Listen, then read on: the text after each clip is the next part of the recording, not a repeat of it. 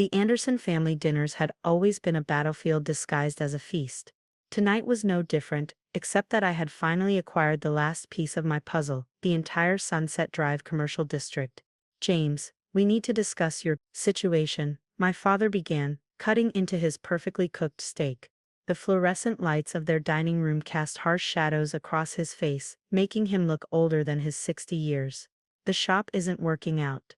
I watched him carefully, noting how he avoided eye contact. After 15 years of running Anderson Holdings, my father had perfected the art of delivering bad news to failing businesses.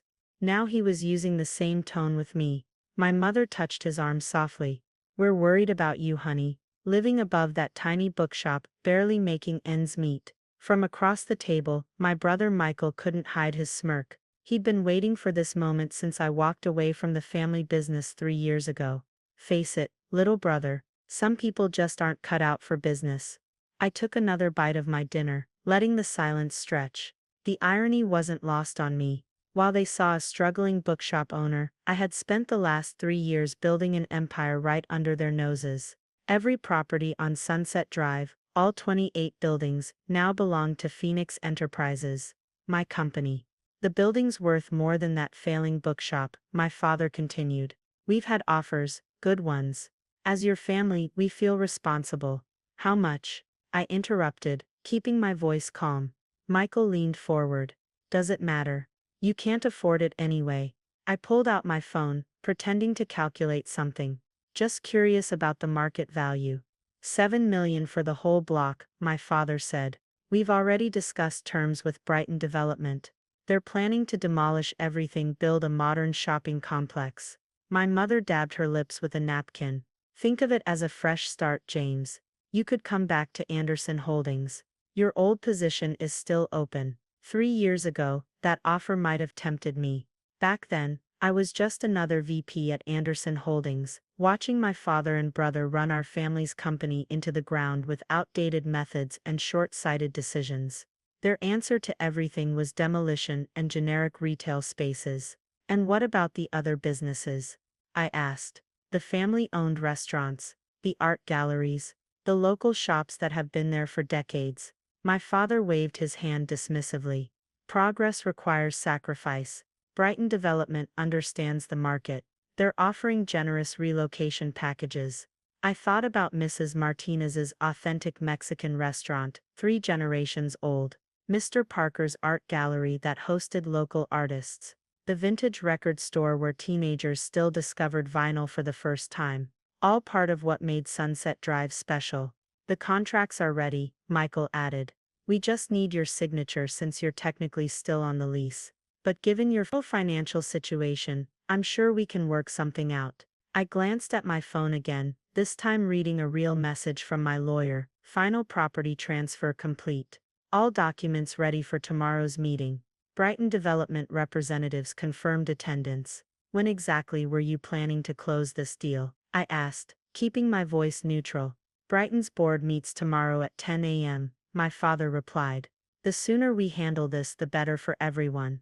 Little did they know, I had called that meeting. Brighton Development had been trying to buy Sunset Drive for months, not realizing they were negotiating with my shell companies. Tomorrow would be interesting. "You know what's funny?" I set down my fork. "I remember bringing you a proposal 3 years ago. A plan to revitalize Sunset Drive while preserving its character. You said it was, what was the phrase? Naive idealism from someone who doesn't understand real business." Michael snorted. "Oh God, not this again. Your community-focused development plan. This is exactly why you're failing now." I stood up, straightening my jacket. "Thank you for dinner. I should head back to my failing shop. I have some paperwork to review before tomorrow's meeting." "James," my father's voice hardened. "Don't make this difficult. The decision's been made." "Yes," I smiled slightly. "It has." I left them sitting there, knowing it would be our last dinner under the old power dynamic. As I drove back to Sunset Drive in my deliberately modest Honda Civic, I thought about the journey that had led to this moment. 3 years ago, after my father rejected my proposal, I resigned from Anderson Holdings. But I didn't just walk away, I had a plan. The failing bookshop was just the beginning. Pulling into my usual parking spot behind the shop, I looked up at the historic building that had started it all. Anderson's Books, established 1922, had been a cornerstone of Sunset Drive long before my family's real estate empire existed. My grandfather had sold it to chase bigger developments, but I'd bought it back through a shell corporation. Inside, after locking up, I headed upstairs to my apartment. While my family thought I lived here out of necessity, the truth was more strategic. Living on Sunset Drive had helped me understand its rhythm, its people, its potential. I walked to my home office, a room my family had never seen. One wall displayed property deeds and architectural plans. Another showed financial projections and community development strategies. My failing bookshop actually turned a healthy profit, but more importantly, it had given me cover while I executed my larger plan. Opening my laptop, I reviewed tomorrow's presentation.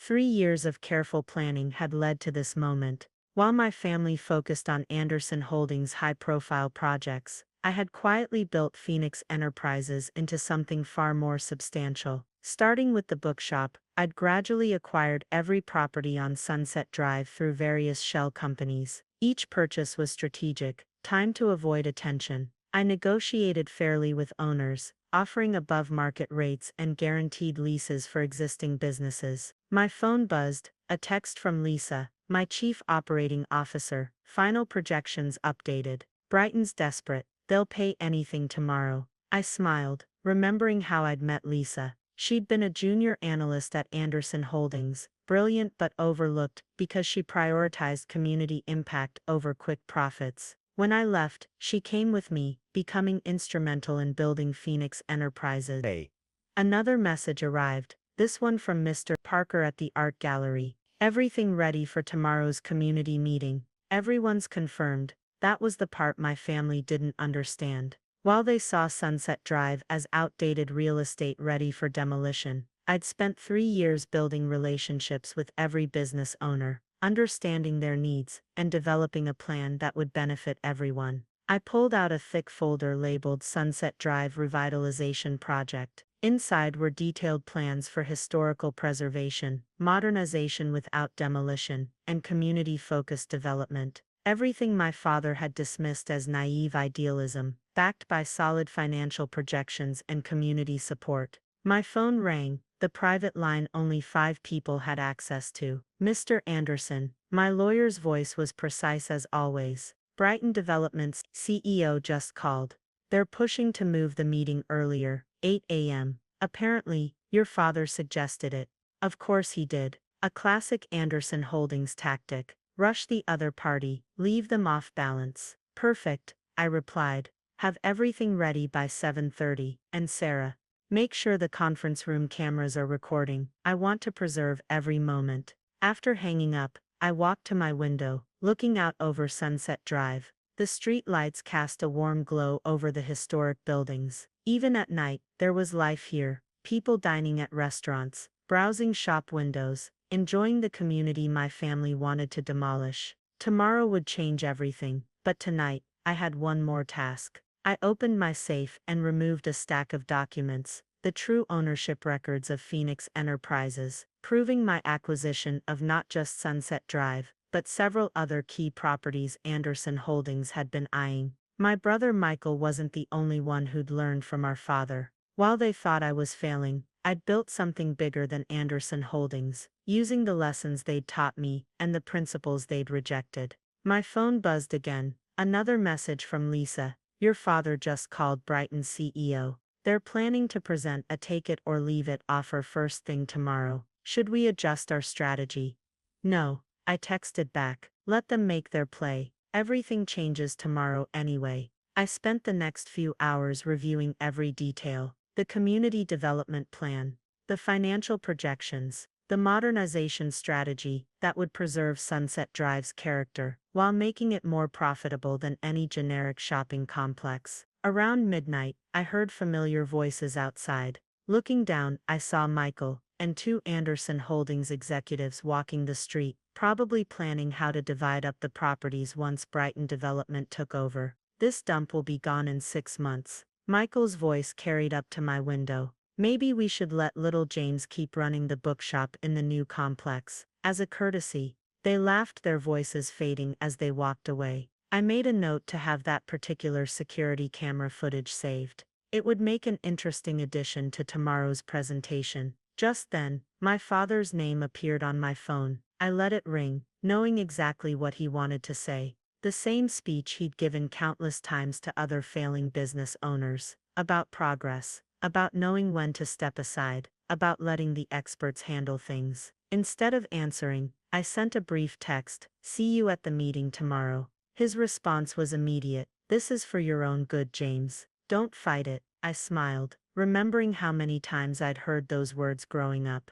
Don't fight the family's way of doing things. Don't question the Anderson Holdings method. Don't suggest there might be better ways to develop properties than demolishing history. Walking back to my office, I looked at another wall I'd never shown my family, the one displaying news articles and awards Phoenix Enterprises had received for community-focused development in other cities. While Anderson Holdings demolished and built generic retail spaces, we'd been quietly revolutionizing urban development across the state. My phone buzzed one final time, a message from Mrs. Martinez. "My daughter just heard them outside. They're planning to turn my restaurant into a chain steakhouse. Are you sure about tomorrow?" "Trust me," I replied. "This time tomorrow, you'll have a guaranteed lease for the next 20 years, and funds for that kitchen expansion you wanted." Setting my phone aside, I walked to the window again. Sunset Drive was quiet now, but I could almost see its future: preserved historic buildings with modernized interiors, thriving local businesses, community spaces, a model for sustainable urban development. Tomorrow my family would learn that their failing son had outmaneuvered them at their own game. But more importantly, they'd learn that success doesn't always mean demolishing the old to build something generic and new. I spent another hour preparing for every possible scenario. My father and brother were skilled businessmen. They wouldn't go down without a fight. But I had something they never understood: the support of an entire community. Finally, around 2 a.m., I allowed myself to rest. As I got ready for bed, I caught my reflection in the bathroom mirror. I saw what my family would see tomorrow: not the struggling bookshop owner they pitied, but the CEO who'd built an empire right under their noses. My last thought before sleep was of my grandfather, who'd sold the bookshop all those years ago. Sometimes, he'd told me once, the best way to preserve something is to let others think it's worthless while you build something greater. Tomorrow everyone would understand exactly what he meant. The next morning, I arrived at the Brighton Development headquarters at 7:15 a.m., deliberately early. My modest appearance, driving my Honda Civic and wearing a slightly worn suit, was calculated. Let them underestimate me one last time. Lisa met me in the lobby, impeccably dressed and carrying 2 leather portfolios. "Your family's already here," she whispered. "Your father's been in with Brighton's CEO for 20 minutes. Perfect." I adjusted my tie. "Is everything in place?" "Conference rooms A and B are both set up. Community members are gathering in B, watching through the one-way glass as planned. Recording systems are active." The elevator ride to the 30th floor gave me a moment to center myself. When the doors opened, I saw exactly what I expected: my father and Michael in deep conversation with Brighton's CEO Robert Winters. "James," my father's tone carried that familiar mix of condescension and pity, "we weren't expecting you so early. Wouldn't miss it." I nodded to Winters. "Interesting choice of venue." Michael smirked. "Brighton Development kindly offered their space. More professional than your little bookshop. If they only knew I owned the building they were standing in." Phoenix Enterprises had acquired it 6 months ago through another shell corporation. The conference room was arranged exactly as I'd specified: a long mahogany table, documents at each seat, and most importantly, the one-way glass wall that looked into Conference Room B, where the entire Sunset Drive business community was gathering to watch. "Shall we begin?" Winters gestured to the seats. "We have the contracts ready." I took my place at the far end of the table, Lisa quietly sitting to my right. My father and Michael positioned themselves near Winters, clearly presenting a united front. Before we start, my father leaned forward. "Let's be clear about the terms. Brighton Development is offering $7 million for the entire block. Given your situation, we've arranged for you to receive a generous portion, despite your minimal equity.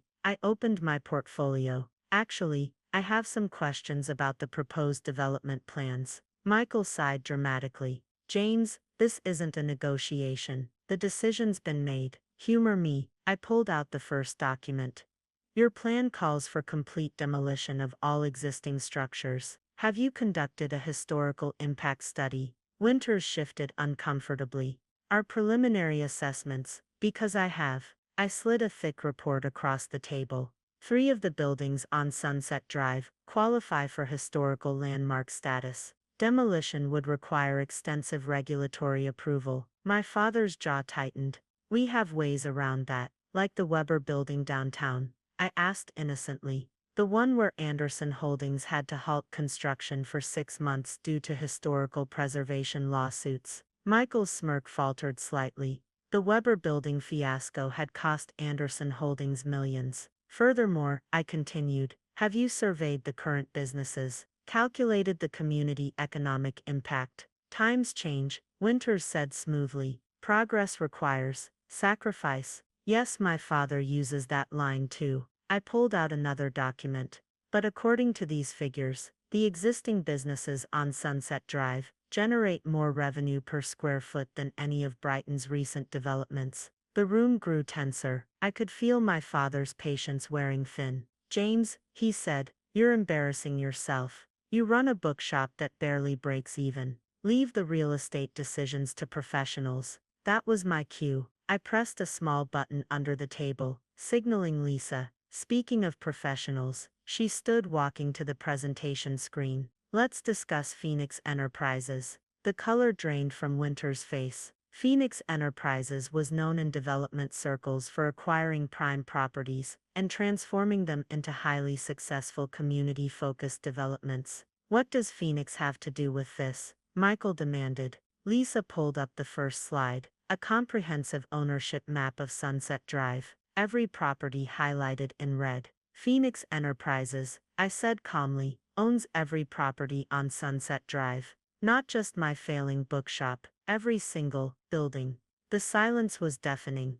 Through the one-way glass, I could see the business owners in the other room leaning forward, watching. That's impossible, my father whispered. Is it? I started laying out documents. Here's the deed to Martina's restaurant, purchased 8 months ago. The art gallery, acquired last year. The vintage record store, the coffee shop, the boutiques, all Phoenix properties. Michael grabbed the papers, his hands shaking slightly. These are shell corporations, all subsidiaries of Phoenix Enterprises, Lisa confirmed, which, as of this morning, also owns this building we're sitting in. Winters stood abruptly. This is some kind of trick. Robert, I smiled. Check your phone. Your board should be sending you some interesting news right about now. On cue, his phone buzzed. As he read, his face went through a fascinating range of emotions. Now, I continued, let's discuss my plans for Sunset Drive. Not as a failing bookshop owner, but as the CEO of Phoenix Enterprises. My father's business mask finally cracked.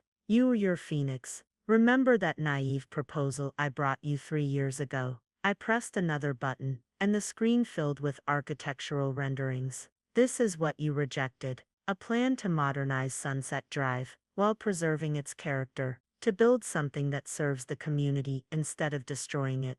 Lisa began distributing new documents, the full development plan that Phoenix had spent 3 years perfecting. While you thought I was failing, I continued, I was building something bigger than Anderson Holdings ever was. Phoenix Enterprises now owns prime properties in 12 cities. We specialize in community-focused development that generates higher returns than traditional demolish and rebuild methods. Michael was still shuffling through papers, his face growing paler. These profit projections are conservative, Lisa interjected. Our other projects have exceeded similar projections by an average of 23%. I stood buttoning my jacket. Now, about that meeting with Brighton's board. They've cancelled it, Winters said quietly, still staring at his phone. Apparently they're interested in discussing a partnership with Phoenix instead. Of course they are. I walked to the one-way glass and pressed another button. The glass turned transparent, revealing the gathered business owners from Sunset Drive. Because unlike Anderson Holdings, we understand that real value isn't just about demolishing history to build something generic. My father stood slowly, finally recognizing the full scope of what had happened. His son hadn't failed. He'd quietly built an empire that was now positioned to overshadow Anderson Holdings. Why? He asked simply. Because you taught me well, I replied. You taught me about power, about seizing opportunities, about playing the long game. I just chose to use those lessons differently. I nodded to Lisa, who opened the doors between the conference rooms. Mrs. Martinez was the first to enter, followed by Mr. Parker and the others, all the business owners my family had dismissed as obsolete. Meet my real board of directors, I said. The people who understand that progress doesn't always mean destruction, who helped me prove that preserving a community's character can be more profitable than destroying it. The meeting that followed was unlike anything Anderson Holdings had ever experienced. Instead of demolition plans, we discussed renovation strategies. Instead of generic retail spaces, we talked about enhancing existing businesses. And through it all, I watched my father and brother realize that their failing relative had beaten them at their own game. As the meeting concluded, I held back one final document, the latest valuation of Phoenix Enterprises, showing its worth at several times that of Anderson Holdings. By the way, I said as everyone was leaving, that generous portion you arranged for me, you can keep it. I have other plans for Sunset Drive. The fallout from the Brighton development meeting was immediate and far-reaching. By noon, business news websites were running stories about Phoenix Enterprises' latest acquisition. By dinner, Anderson Holdings stock had dropped 12%. I sat in my bookshop office, watching the sun set over Sunset Drive while fielding calls from investors, reporters, and development companies. Lisa had set up a temporary command center in our back room, coordinating with our teams across the city. Your father's called 6 times, she reported, bringing in another stack of papers. And Michael's trying to get our shareholders' information. Let them sweat, I replied, signing the last of the renovation permits. How's the community meeting going downstairs? The bookshop's main floor had been transformed into an impromptu town hall, where Sunset Drive business owners were reviewing the detailed renovation plans we'd spent 3 years developing. Mrs. Martinez is already picking out new kitchen equipment. Lisa smiled. And Mr. Parker's gallery expansion plans are causing quite a buzz. My phone buzzed, a message from Anderson Holdings board secretary. Emergency board meeting called for 7 p.m. Your presence requested as Phoenix Enterprises CEO. I'd been expecting this. Anderson Holdings had several ongoing projects that now conflicted with Phoenix Properties. They needed to negotiate, but more importantly, they needed to understand who they were dealing with now. Car's ready, Lisa announced. Sure you don't want backup? No, I gathered my files. This one I need to handle personally. The drive to Anderson Holdings felt different now. The building that had once intimidated me looked smaller somehow. The security guard who had smugly watched me leave 3 years ago now scrambled to open doors. The boardroom was exactly as I remembered, all mahogany and leather, designed to intimidate. But this time, I wasn't the junior VP with unrealistic ideas. I was the CEO whose company could buy this entire building without blinking. My father and Michael sat at the head of the table, surrounded by nervous-looking board members. The tension in the room was palpable. James, my father attempted his usual authoritative tone. We need to discuss the implications of your recent activities. You mean how Phoenix Enterprises now controls key properties that affect Anderson Holdings' development plans? I took a seat at the opposite end. Yes, we should discuss that. Michael couldn't contain himself. This is ridiculous. You can't just what? I interrupted coolly. Build a successful company, acquire prime real estate. Isn't that what you taught me to do? The board members shifted uncomfortably. They'd seen the numbers. Phoenix Enterprises' community-focused development model was generating returns that made Anderson Holdings projects look outdated. We have contracts, my father said. Development plans approved months ago. Interesting. I opened my portfolio. Like the River District project, where you're planning to demolish 30 historic buildings to build another generic shopping center. The board members' discomfort increased. The River District project was Anderson Holdings' biggest current investment. Those properties are already under contract, Michael insisted. Are they? I slid documents across the table. Phoenix Enterprises owns 60% of those buildings through various subsidiaries. We've spent the last year quietly buying out your options. The shock in the room was electric. The River District project wasn't just any development, it was supposed to be Michael's crowning achievement, his proof that he could outdo our father. You can't do this, he whispered. Actually, I can. And I'm not done. I nodded to an assistant who'd been waiting outside. She wheeled in a presentation screen. This is what the River District could be. The screen filled with Phoenix's alternative development plans. Restored historic buildings. Modern amenities. Community spaces. A project that preserves character while generating higher returns than your demolition plan. The board members leaned forward, clearly interested. They were business people first, and the projected returns were impossible to ignore. We're prepared to offer Anderson Holdings a partnership. I continued. You can fight us, waste millions in legal battles, and watch your stock price continue to fall. Or you can join us in building something better. My father's face had gone through several shades of red. You planned this. All of it. Of course I did. You taught me to think big, remember, to seize opportunities. To never show weakness. I stood straightening my jacket. I just chose to use those lessons to build rather than destroy. The board members were already whispering among themselves. They could see the writing on the wall. Anderson Holdings' old model of demolish and rebuild was becoming obsolete. Phoenix Enterprises represented the future. The offer stands for 48 hours. I concluded. After that, we move forward with our own plans for the River District. And yes, we have the capital to do it without you. As I turned to leave, Michael found his voice. Why are you doing this? We're family. I paused at the door. Exactly. And family should build each other up, not tear them down. Think about that while you're deciding. Outside, the city lights were coming on. I drove back to Sunset Drive, where the community meeting was wrapping up. The excitement in the air was palpable.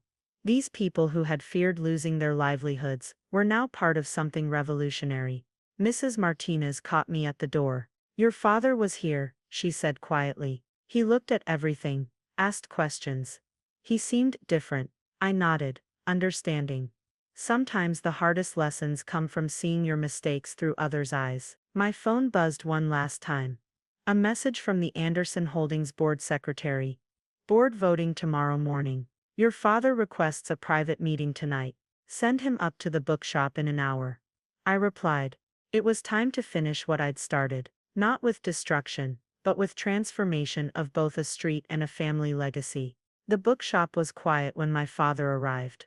I was shelving books, a habit that had always helped me think. He stood awkwardly by the entrance, looking around as if seeing the place for the first time. Your grandfather used to do that, he said finally. Organize books when he needed to clear his head. I placed the last book on the shelf. I remember. He taught me that sometimes the best way to solve big problems is to do small tasks with care. The silence between us was heavy with unspoken words. Through the window, Sunset Drive glowed with evening activity. Restaurants full, shops still open, life flowing through the street we'd fought over. Show me, he said quietly. Show me what you really built. I led him upstairs to my office, the command center of Phoenix Enterprises. The wall of achievements, the development plans, the community impact reports, everything I'd hidden from him for 3 years. 12 cities, he murmured, studying the maps. All while we thought you were just failing, I finished. That was the point. You and Michael were so convinced that success only looked one way, you never noticed another path being built. He picked up a framed article. Phoenix Enterprises winning a national award for sustainable urban development. Your mother saw it. She always said you had a different kind of vision. The Anderson Holdings way isn't wrong, I said, sitting at my desk. It's just not the only way. Sometimes preserving history while building the future is more profitable than demolishing everything. He turned to face me. The board's going to accept your offer tomorrow. They've seen the numbers. Phoenix's model. Your model, it's the future. And you, I'm stepping down. He said simply. Michael too. The board wants fresh leadership. Someone who understands this new direction. He managed a small smile. Know anyone qualified? Before I could respond, my phone buzzed. The screen showed live footage from Sunset Drive's security cameras. People gathering outside, business owners putting up new signs. The street coming alive with possibility. Look, I pointed to the feed. This is what I was trying to show you 3 years ago. Real development isn't just about buildings. It's about people, community, legacy. My father watched the screen, something changing in his expression. Your grandfather would be proud. He always said the bookshop was more than just a business. I never understood until now. Lisa knocked and entered with final papers. Everything's ready for tomorrow. The Anderson Holdings board is prepared to vote at 9 a.m. Thank you, Lisa. I turned to my father. Tomorrow we can announce the merger. Phoenix Enterprises and Anderson Holdings, combining the best of both approaches. Not destroying the past, but building on it. He nodded slowly. And Sunset Drive, the River District, will be our first joint projects, showing that preservation and progress can work together. That the Anderson family legacy can be about building communities, not just buildings. As if on cue, Mrs. Martinez appeared in the doorway. James, we're ready for the evening gathering downstairs. My father looked confused. I smiled. Every Friday, the shop hosts a community night. Local authors, musicians, artists. Come see what you almost destroyed. Downstairs, the bookshop had transformed. Local musicians played softly in one corner. Mr. Parker had set up a small art display. The smell of Mrs. Martinez's famous empanadas filled the air. This, I said quietly, is real success, not just profit margins and property values, but creating spaces where communities thrive. My father watched the scene. Decades of business philosophy being challenged by the simple power of people gathering, sharing, building something together. I understand now, he said finally. You didn't just build a better business, you built a better way. As we stood there, watching the community we'd almost lost celebrate its new future, I realized something. Sometimes the biggest victories don't come from destroying your opponents, but from showing them a better path. Tomorrow Phoenix Enterprises and Anderson Holdings would merge, creating something neither of us had imagined 3 years ago. But tonight, in a bookshop that had started it all, father and son stood together, watching a legacy being reimagined.